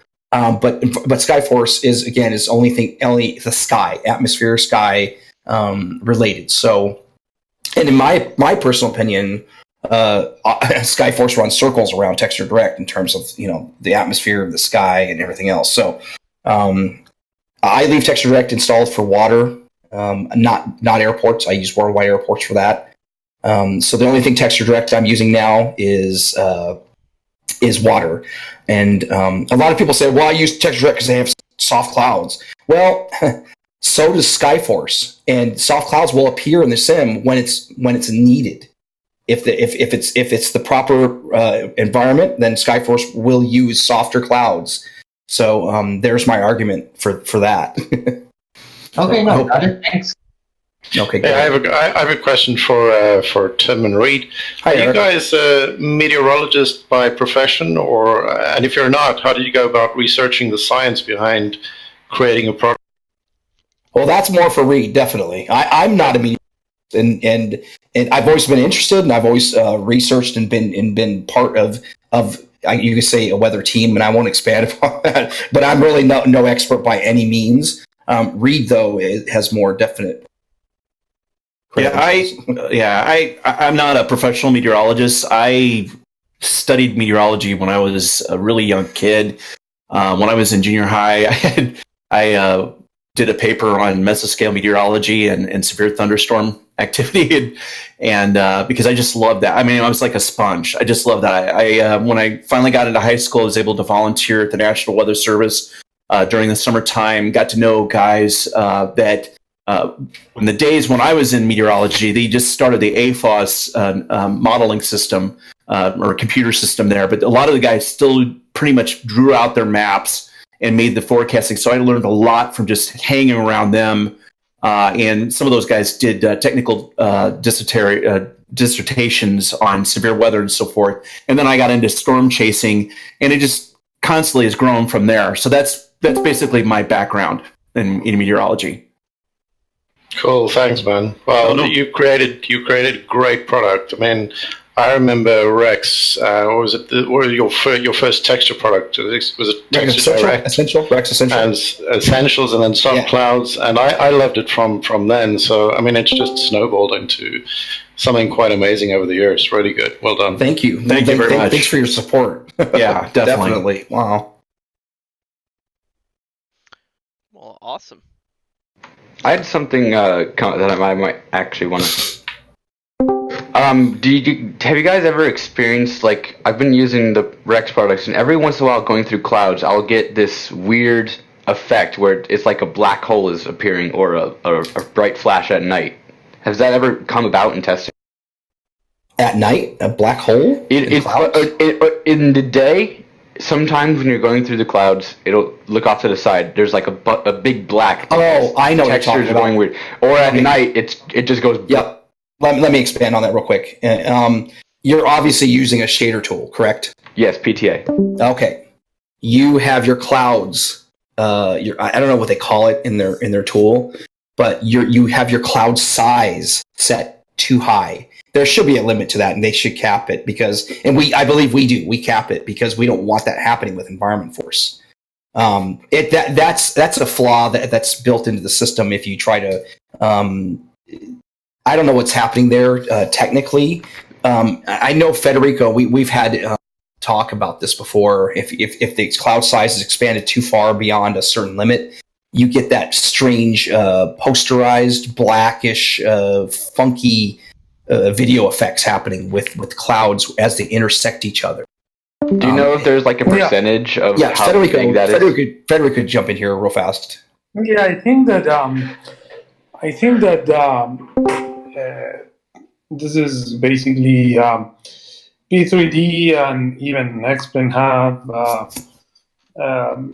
minimum requirements. Also, the fact that they include the cloud size, the default cloud size, it is on purpose. Basically, because when you start drawing and the cloud draws are pretty much. I wouldn't say that it is a heavy process, but it's they are billboards and there are textures and there are also some texture mods like Rex, Hi-Fi, etc. So there is a limit to the GPU stress you're putting, and if you try to change any of those limits that Lockheed Martin or P3D, you will see some artifacts because basically the GPUs are being stressed. So I would say that it depends a lot on the type of GPU you have. Depends a lot on the type of textures you're using, and depends a lot on the CPU you have as well. This is something that it's related to the rendering of the scene, and eventually you need to cap your values so you can you can eliminate those strange effects. So my recommendation is if you are using some shader tweaks or eventually if you're using some texture that are different from the defaults, you should be careful on how far you're pushing your GPU. So just to answer, it's a matter of GPU performance and yeah, I just looked at my textures and or the PTA preset. It was only 0.08 bigger, but I just put it back to default, and hopefully that'll fix the issue. Yeah, that and the type of textures you're using, because the textures that Hi-Fi or all the tools and all these MTEX, they are all compressed, and when they are uncompressed by the D3D engine, it will hit you eventually. So you need to be very careful on how you push your settings. So yeah. Cool, thanks. You're welcome. All right. Does anybody have any other questions that they'd like to ask the team? Will Environment Force, will the what you call it, the weather engine kind of be able to pull maybe say weather from VATSIM or IVAO or POSCON when that eventually comes out, so it matches that more realistic? Well, again, it doesn't. It's not a weather engine. Yeah, it's not a weather engine. Yeah, but here's the thing. Whatever weather engine you're using, if it's utilizing VATSIM and it's importing it into or injecting it into the system, all you have to do is just turn off one toggle in the automation piece, and it will read what's being put into the actual sim itself. So it's not actually pulling data from a server or anything like that. So if VATSIM's weather is being injected into this simulator, it will build off of what's in there and so forth. So yes, Nick, we got your back. Okay, so I always thought Rex had a weather engine. Is it not like it's not like Active Sky? Do you still need an Active Sky? Well, Or Skyforce. Skyforce has its own weather engine, and it'll alongside of that. We are working on a new powerful weather engine called WeatherForce that we will integrate into Skyforce. Okay. But yeah, I mean, this is more of a expansive tool that can be used with. It's kind of a Swiss knife that can be used with any utility that's out there. Cool. Any other questions? Josh, do you want to reiterate how to allow people to talk here? I don't. Maybe some people. If you're having issues speaking, make sure your mic's unmuted. If you can't, just disconnect and reconnect, and it'll allow you to talk. But yeah, so and make sure you have the right microphone set up, and if you're using push to talk, you're hitting the correct key. So. All right. So, with that said, does anybody have any additional questions? It's Eric. I may as well ask a question. Reed, you did allude a little bit to WeatherForce, and although this isn't a discussion about WeatherForce, I was wondering whether you were at liberty to discuss anything about that particular application at this stage.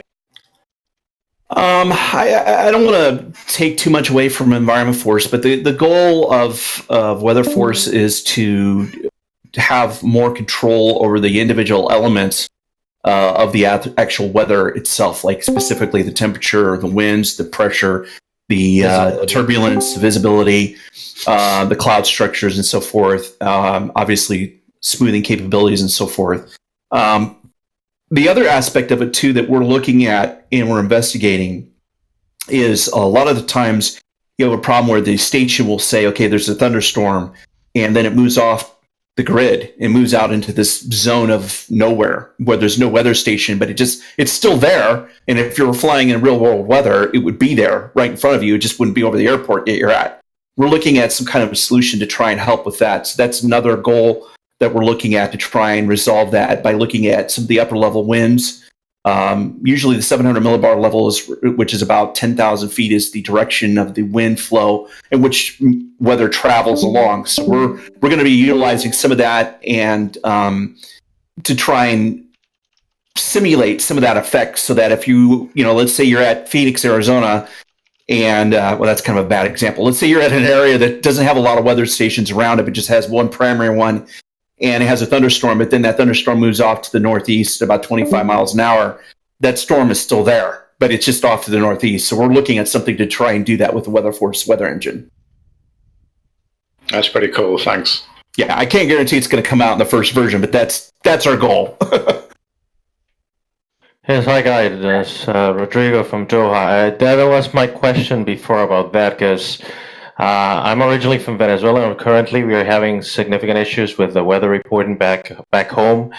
And I also fly around the world with a company here in the Middle East. We tend to fly through some remote areas that even in real life, sometimes the weather packages that we receive before departure, they're not that accurate. So in between those stations, so far, what are you planning to do when you have those remote areas that you still, as you say, there's still weather around, but the weather is only reported at an accurate station, and in between you don't have any info? What we're trying to do is we utilize the modeling data that we pulled from the global forecast model. We are looking at some of the other newer models that are out there, but the problem is a lot of those are isolated around the United States, which is unfortunate because they're very detailed. But the reason why we use the global forecasting model is because it expands from 4,000 to 5,000 MEDAR reports to about 78,000, although it's not, it's model data. So it's not necessarily what's happening real time, and it only updates right now we're only updating twice a day. we want to try and expand that to 4 times a day because it does update the global forecast model does update at 0Z, 6Z, 12Z, and 18Z. So we want to try and get to that level once we get to that point. That will help fill in some of those gap areas. And we are doing some of that now with the current weather engine that we have in Skyforce. This is kind of a first iteration of that and testing that. We'll be expanding that with the WeatherForce engine once we get to that level. In that same spirit, and thank you for the answer, Matt. Currently, in the triples, we're getting updates random, and essentially it's dispatch telling us when to update winds. We have, at least here in the Middle East, we have an agreement now with Boeing, and we're getting winds more or less randomly. I don't know if that you're able to collect that data or not, or it's still only for operators in real life, because we have, you could say it's not more locked into the 6 hours time frame, but we get winds update for our FMCs. Practically, it could be even 40 minutes every 50 minutes or so on. Are you talking about the aviation weather? No, we get winds loft, or are you talking about global weather? I mean, sorry, model weather. Apologies. No, I'm talking about, in this case, just winds. We are able to, of course, I can do a request whenever I want, but we tend to get messages from dispatch to update winds quite often, and it's become a little bit random, but I can tell you it happens maybe minimum every 30 minutes, but you could see it average every 2 hours or so on. Are you gathering that kind of weather, or at least it's not weather really, it winds aloft?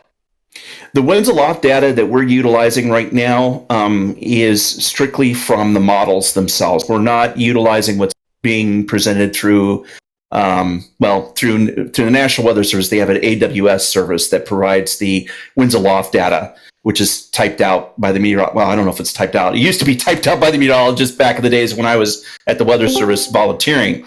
I don't know if they still type it out or not. But anyways, we don't utilize that. We utilize the model data. So that's what we use, and we do it twice an hour or twice a day. Does that make sense? Yeah, it does. Appreciate it. Actually, just for your info, and one of the nice tools that now we have, any Boeing operator, even Airbus, Boeing, whenever we cross a waypoint, let's say in the Atlantic, we're doing a CPDLC and data link down, info down to the station, that actually sends out weather-related info. And Boeing actually updates every 20, 30 seconds, gets a new package from every airplane that's flying around the world that is connected to the CPDLC and the data network. Oh, nice. Well, I wonder if we get access to that. I don't know if that's public or not. Well, we get it because we have around 200 triples, but I don't know if everybody. Well, that's all right. There we go. That's what we got to do. We got to buy 200 777s, and then we'll get access. Yeah, we'll start those corporate jets right away. Yeah, Rex Airlines. Wait, is there already an airline named Rex? There is a Rex Airlines. There is for real Rex Airlines. I don't know how good they are, but I hope they're good. I hope you guys get the chance to get that data, because it's quite interesting for us, at least in real life, has helped us to become quite efficient. To the point it's a little bit inconvenient in the amount of fuel that we can carry, but it's quite interesting. That's one of the things I'm still missing in Flight Simulator, or in this case, Prepared 3D, that it's this kind of collection of high altitude weather, especially winds aloft, is still a little bit weak, we could say. Interesting stuff. Wow. Yeah, let me post my email here. Can you send me more information about that? I'm going to post it right here. I don't know if you see that. You got mail. Oh, somebody did post. It's an Australian airline. Oh, there you go. Yeah, and I guess it is good. Good. That's good to hear. All right, they're not ruining your brand. Glad to hear that.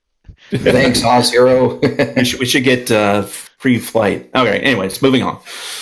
Yeah, contact them for getting standby privileges. I have a question again. Yes, go ahead. Yes, go ahead. Yeah. This is a twofer. I have Skyforce, and I just read you get a 10% discount. So the first question, how do I get that? Do I have to be logged in on my Rex account, and then automatically I will apply that? And the second question is, I just saw on the website, so in the store of your site, I see then like Rex 5 and then Worldwide Airports, and then Rex 5 Skyforce. So are those two products Generation 5, I should presume, or is there a different code behind that? Okay. I guess I'll go ahead and answer that. To answer your question, yes, if you have an account with the Rex store or any store that we sell our products through, you will get 10% off of Environment Force. So as long as you own Skyforce or you purchased Skyforce in the past, you will get a 10% discount off of Environment Force at that store. But you have to purchase, like if you purchased at Sim Market, you purchase Skyforce at Sim Market, you have to purchase Environment Force at that store to get the that's the only way they'll be able to read it and so forth. Now, in regards to your second question, you were asking about. Yes, I'll take that. Yeah, I'll let you take that one. So yes, what we're trying to do is let people know that the Rex 5 product line, that's what that consists of, like Rex 5, like Skyforce, Worldwide Airports, and Environment Force. That's our newest product line, and those will cover everything in the sim basically. So yeah, we just want people to understand that those products are part of the Rex 5 line, not the Rex 4 line, because it could get confusing, I guess. And so we're trying to avoid confusion as much as possible. Now we know people are confused, and it's not a product version. It's not like Rex 4 then Rex 5. It's just the iteration of the of what product line we're on right now. Oh, cool. Okay, well, thanks for both answers, and I understood. Looking forward to next week. Thanks. Excellent. You're welcome. Thank you. Alrighty. Does anyone got any additional questions? Would both? Oh my God, Edson. How you doing? How you doing, man? Good. How are you guys? Just listening in. Good. Excellent. Oh my God! I thought you were saying, "Oh my God!" I didn't. Oh my God! It's Edson. Love hearing that microphone. I love hearing his. What's going on, guys? I guess I'll take a question myself if it hadn't been asked. Sure. The product lines, I should say, have gotten a bit confusing. I'm a pretty heavy modder. I use a little of this, a little of that, and a sprinkle of that over there. And currently, I have a notepad to track. You know, I use this sky from this product. I use the clouds from this product. I use the runway from that product, etc. Is there going to be one big unifying thing? Like Rex Ultimate? Yes, like Rex Ultimate HD 4K 2020. I'll tell you that we don't rule. I'll be honest. It's funny, but we won't rule something like that out in the future because I think that would make more sense as a company moving forward. To be honest. So, you know, me and Reed have tackled this subject quite a lot, and we'll see how that goes. But yeah, we're just trying to avoid the confusion that Rex 5 does consist of Rex Worldwide Airports, Skyforce, and Environment Force at this time, and those three products will cover everything from the ground to the air and in between. I mean, truly. And blame me probably more for that because I think part of it was when we were doing Rex Essential from Rex 1 to Rex Essentials. I think I complained a lot about the fact that every time we had to do a build and we made a little, even if we made a little change, we had to recompile a 25 gig program and get that up to the stores, and that was a real hassle. So that's the reason why we kind of broke up a lot of these things in the past. Yeah, because if we included everything in one product, believe me, you're going to be talking 30 gigabyte product easily. And yeah, totally. It's just that there is a lot of overlap, right? And the texture in product A of this is slightly different than the texture in product B of that. Well, yeah, I hear you where you're coming from, but Rex 5 product, the line, then no, because Worldwide Airports will consist of airports. Skyforce will consist of atmosphere and everything else, and weather, and Environment Force will consist of everything in between that, and of course, and some, as you see here.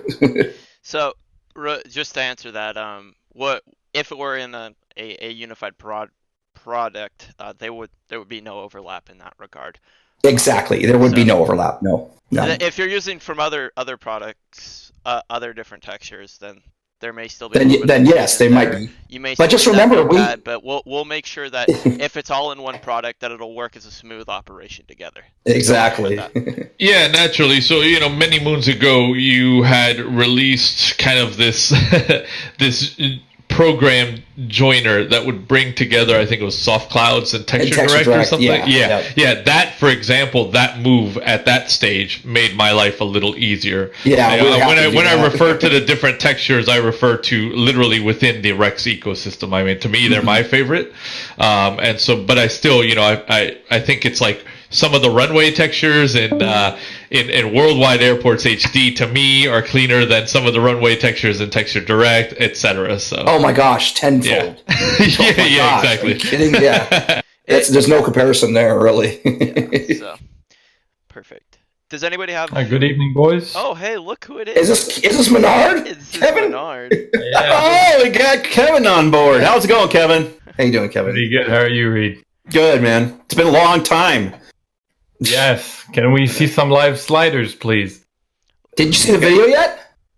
No. What? Where are you? I've caught up to this because Edson sent me a message. What's that? Go watch the video. It's pinned in here. Yeah, there you go. All right, let's have a look. I'll send It's a time lapse. It's a time lapse of Environment Force showing. Yeah.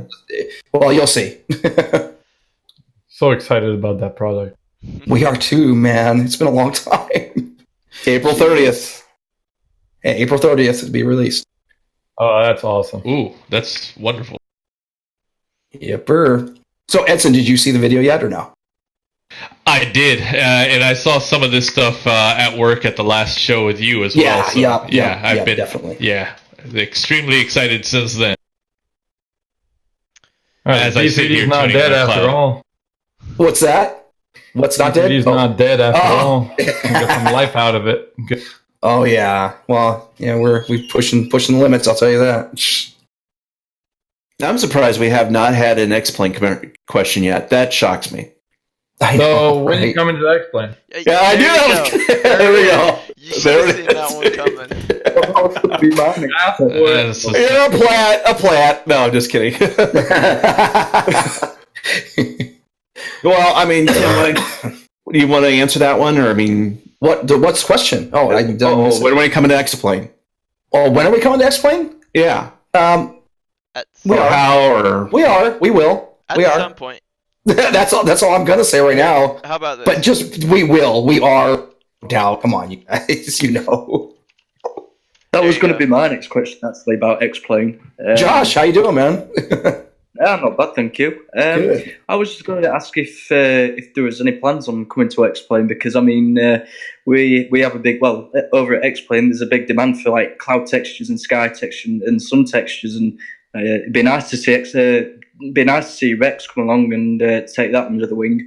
Yes, again, we've been caught up in the environment product, obviously Skyforce and then Environment Force in tandem, but our team has been so enveloped in this Environment Force, especially. There's just so much going on, but yes, X-Plane is not just on our radar. We're moving forth. So we've had questions and the developers, Austin and Ben and them been really, really, really, really cool with us. So, yes, I don't want to, and I don't think I can speak of it, but just know that at this time it's on the radar and it's going to happen. So, And as we get closer, we'll be releasing more information regarding. Oh yeah, obviously, how all that yeah, definitely. will work out. But Yeah. it is there, and we do intend to continue. But and we don't want to give too much away too soon, because it could backfire on us. It could slap us. You announce something way too soon, and we just get April crucified. 30th. Yeah, April 30th is going to happen for sure. I guarantee that. Yeah, it'd be nice to see some of Rex products come to X-Plane, because I'm a big X-Plane user now instead of Prepared. I know. I see that. I saw you converted. Yeah. Yeah. Well, not fully. I've seen. You're delving into P3D still quite a bit, aren't you? Or no? Say that again. Sorry. You've jumped ship obviously from P3D to X-Plane. I noticed that, but you're still on X-Plane. I mean, on P3D still. I see. No, I don't use Prepared anymore. Oh, no more. No. Oh, no. Okay. No, it's because I'm a big user of the 737-800, and I find that the Zebo mod, as you might know, is I find it a little bit better than. I mean, I don't like to be political, but I just find it the MDG. I don't know. I think it's just big. It's my opinion. It's just what Sure. I enjoy, and I mean, X-Plane seems to be a little bit more fluid in their ways. If you get what I mean. No, Yeah, definitely. it's just Definitely. I mean, it's got a lot of, man, it has come so far since version 9. I mean, I remember when version 9 came out, or actually, I think when I first started with X-Plane was version 8, I believe. Don't quote me on that. But I remember what it looked like then. Now, I mean, it's crazy. Yeah, it's. I mean, a lot of people complain it's washed out, but and end of the day, it's just like prepared. You've got to tweak it to make it look very nice. Sure. Yeah. I mean, you don't have to really do a lot to make it look nice. I mean, it uses we've got X Vision, and you can use reshade on it, and you can definitely make it look better by just using them two programs. So it's all right to mod. Awesome.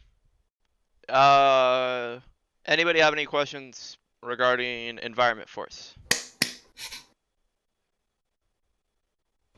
Will you simulate earthquakes?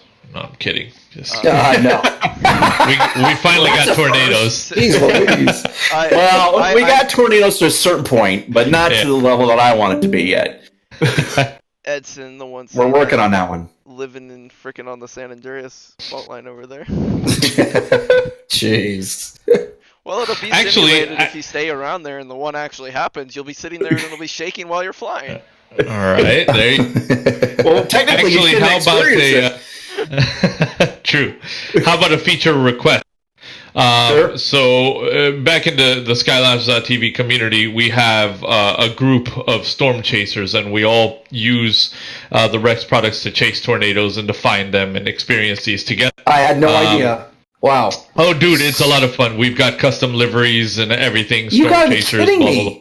I got No, to Tim, Remember when I talked to you about that, Tim? Yes. Yeah, it's killer. And so what I do is we have like an embedded map that shows us live tornado activity, because that stuff is mapped by Hurricane. and other right hurricanes as well. So what would be cool is if somewhere in the program there is a live feed of that type of activity, so that people can immediately spawn in at nearest iCow and experience it.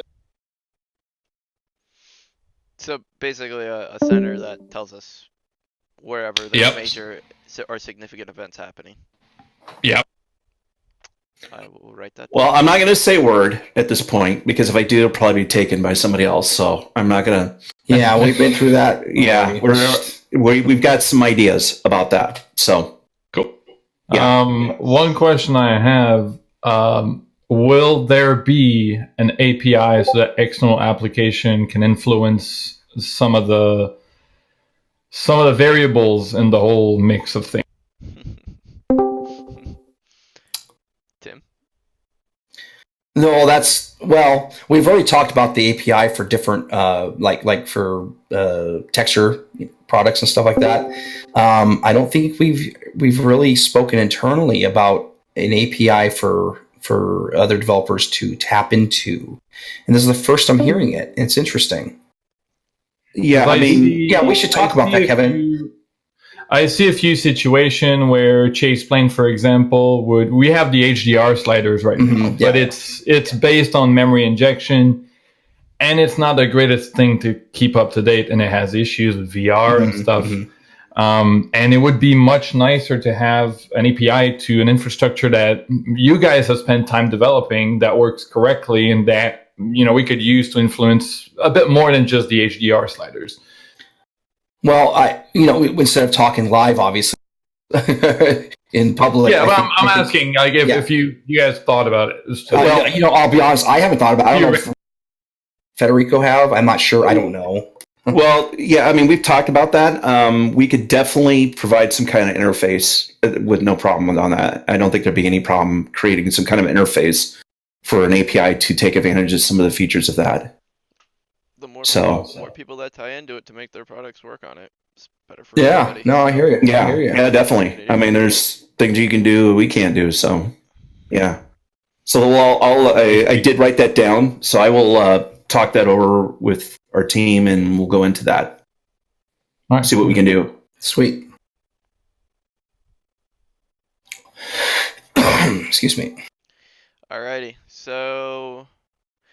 Oh, last question. Yeah. Any plans for Aerofly? Aerofly. Well, we've had some communication with what is his name, Torsten or Reed? It's Thorsten, I believe.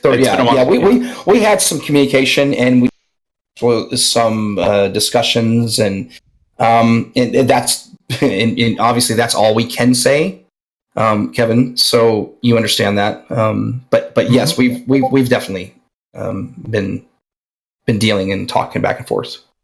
Cool. So yeah, I mean, I like Aerofly. Has a huge potential.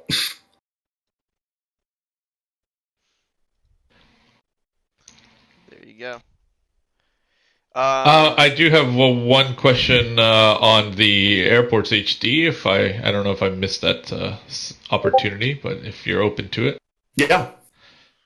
So another thing that we do in the community, and this is where I'm going to get banned for violating some terms of service or something, but oh no, I have edited one of the hangar textures, and that allows me to have FBOs worldwide for my live streams. Right, I land and there is a branded FBO for my aircraft to pull into.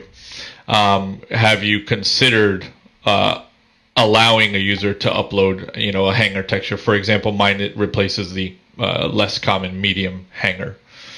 Well, we like, I believe there's a note on our worldwide airports area that you can actually contact us if you'd like us to create and place it into our program into worldwide airports.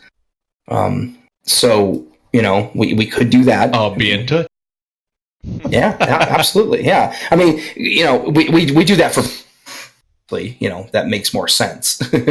But yeah, why not? Anything for you, Edson. Thank you, sir. Thank you. Looking forward to our lesson. Cool. All right, so I gotta get going myself here soon. So maybe we should consider maybe wrapping this up. Yeah. Is there any other questions that anybody has to ask us? I mean, now's the so. I see there's still, quite a bit of people still just left on here. If anybody want to ask questions, or we're here for another minute or so. We have how about we hit these two chat questions? Environment force affecting ground lighting when the darker skies prevail. Okay, so can environment? Oh, I didn't see that. Okay, can environment force affect ground lighting, like black mountain lighting, in areas where darker skies? Oh, yes, absolutely. Yep. Perfect. Yes. And then somebody wanted to know what Prepared could do to make Rex products better. Do we have like anything that like a wish list item that Prepared? Wait, where's that at? I don't see that listed here. That's two above the one I just asked. Okay. Oh, so FSN. What could P3D do to make Rex products better? In that sense, how much does P3D codes hold? Yeah, it's holding us back. There's a lot of things actually holding us back. I've actually, I mean, we obviously belong on the beta, and I can't say specifically what we ask and what we talk about, but there's certain things that we've asked and things we've conveyed that haven't been taken seriously, and I think maybe they will. I don't know. But that's as far as we can go with saying that. But yeah, there's a lot of things that are holding us back.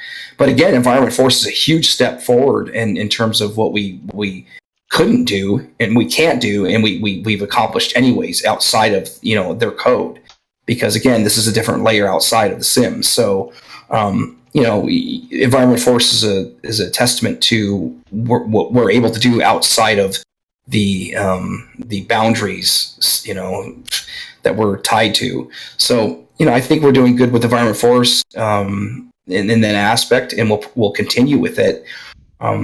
There's just so much more we can do And as the product, and once we get the product released, we can actually start concentrating on another round of features and stuff like that. We just need to get it out there, just so you guys can start enjoying it, and let us develop further for it.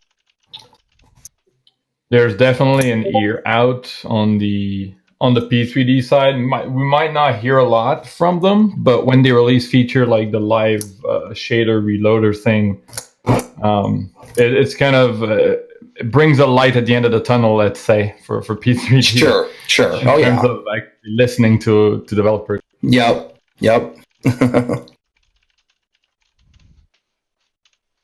All right. Alrighty. Well, if nobody has any additional questions, just want to make sure you guys be sure to follow the Rex Game Studios Twitch account for when we go live on Saturday and do the live product demo.